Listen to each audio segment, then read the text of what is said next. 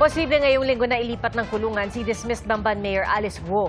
Ayon sa BJMP, natanggap na ng Pasig City Jail Female Dormitory ang commitment order para dalhin si Guo sa Correctional Institution for Women sa Mandaluyong.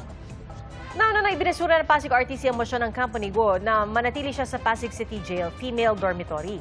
Isa po si Guo sa mga sinentensya ng habang buhay na pagkakakulong matapos mahatulang guilty sa kasong qualified human trafficking.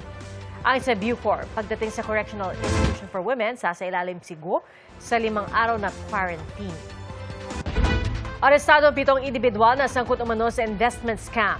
Gumagamit umano ang mga suspect ng mga logo ng international organization gaya ng ICC at ng UN para makapanloko. Saksi si John Consulta, exclusive. Kulang po kayo, kulang kayo. Hindi na nakapalag ang primary target na inaresto ng NBI Calabarzon sa ikinasanalang entrapment sa Batangas City. Kayo po ay inaaresto ng NBI sa violation ng Securities and Regulation Code at ng Syndicated Estafa. Kayo ay may karapatang manahimik. Arestado ang 7 suspect matapos tumanggap ng mark money mula sa undercover agent ng NBI. Ayon sa NBI Calabarzon, sangkot sa visa investment scam ang mga hinuli na gumagamit umano ng pirma ng mga kilalang tao at logo ng international organizations para mapaniwala ang mga biktima na mamuhunan sa kanila. Naglalagay din umano sila ng peking US visa sa passport ng kanilang biktima.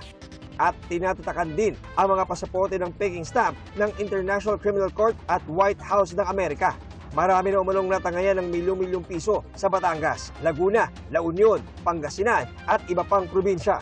Ginagamit din nila yung ibang mga organizations like the ICC, the Anti-Money Laundering Council, United Nations, White House, even the White House. They are also issuing mga diplomat passport na may validity na 50 years. Nagsusulisit sila ng pera sa mga tao at as low as 5,000 pesos and as high as 24 million pesos. Nagpa-promise sila ng projects na pwedeng pondohan ng kanilang opisina. So kapag ang investment mo is ay 3.5 million, meron kang kaukulan na proyekto amounting to 1 billion to 4 billion pesos.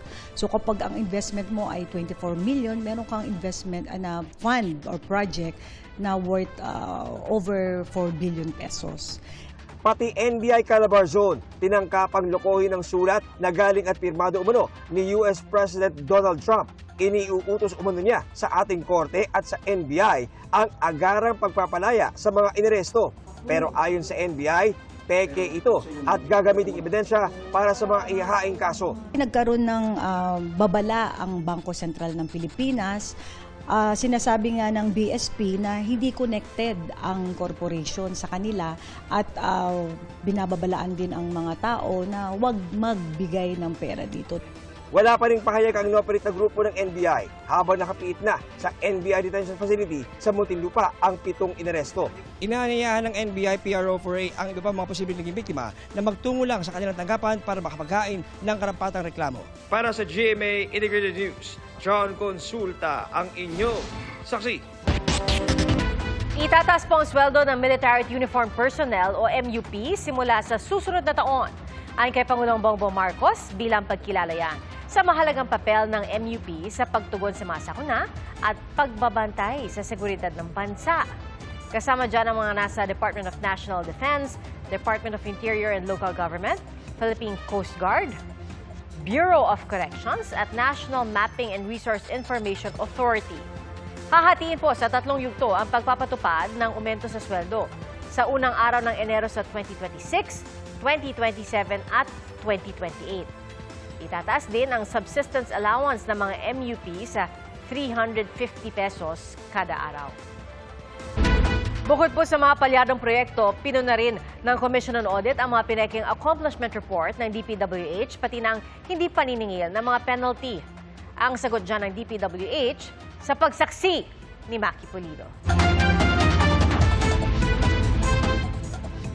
May mga proyektong palyado pinekeng accomplishment reports at hindi paniningil ng penalties sa contractors. Ito ang findings ng Commission on Audit sa pinakahuling audit report nito sa mga proyekto ng Department of Public Works and Highways para sa taong 2024.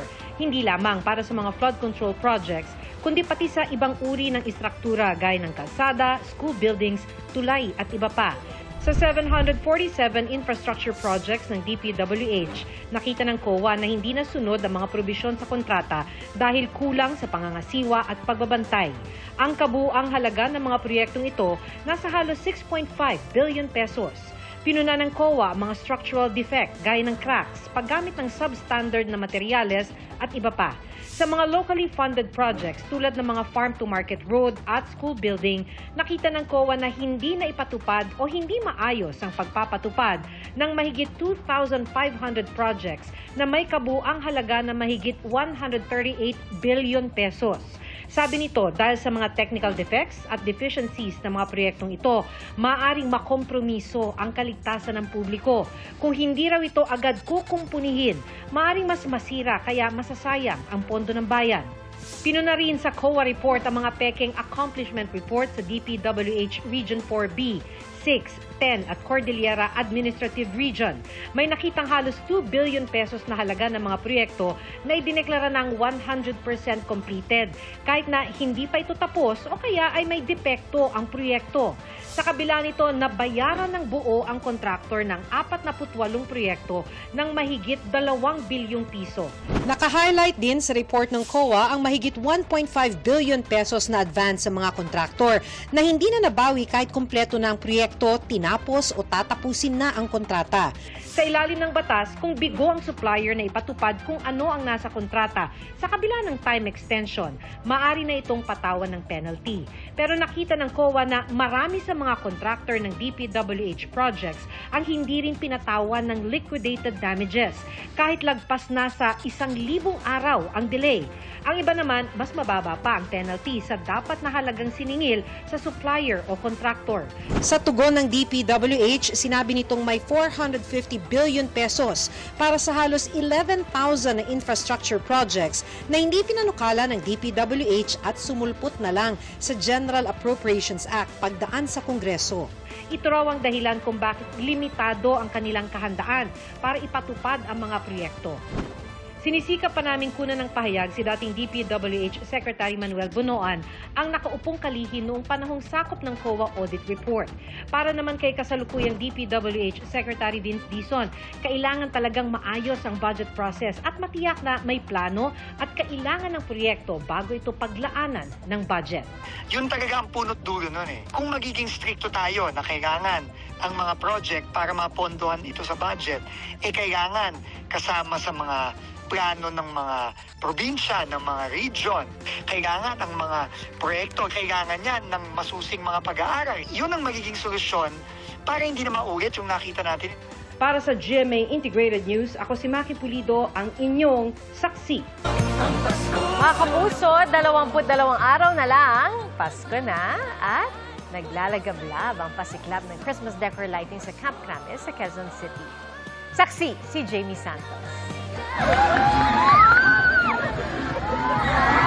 Di pa man Pasko, aakalain ng New Year na sa Camp Kramis sa Quezon City.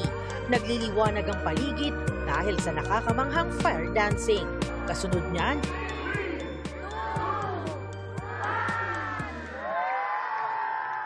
pinailawan na ang Christmas decorations sa PNP National Headquarters na sinundan pa ng fireworks display. Paskong-Pasko na rin sa San Juan kung saan pinailawan ang native-inspired Christmas tree na ang mga palamuti gawa sa kapis at abaka.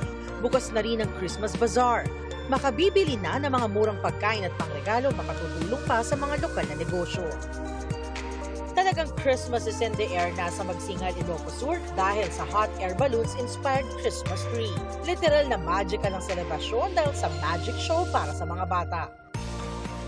Sa lungsod ng Candon, Christmas Candyland naman ang tema.